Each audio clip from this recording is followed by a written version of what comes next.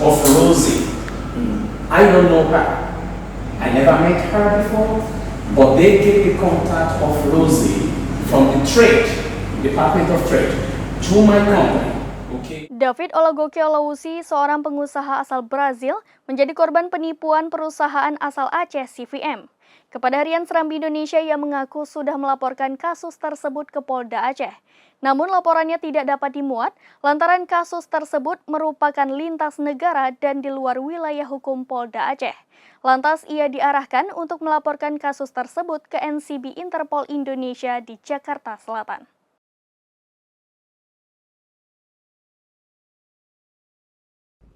Seorang pengusaha asal Brazil, David Olagoke Olawusi, mengaku menjadi korban penipuan yang dilakukan oleh perusahaan asal Aceh CVM.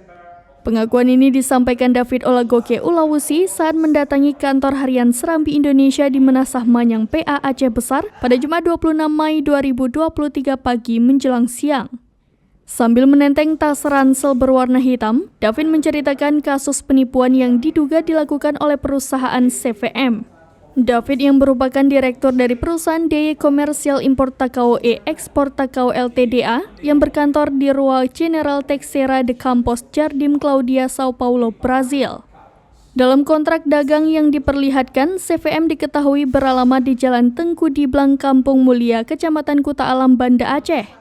Menurut David, perusahaannya mengalami kerugian sebesar 38.400 US dollar atau 574.750.000 rupiah dari penjualan kulit kerang Cyprea moneta kraui sebanyak 16 ton atau 16.000 kilogram.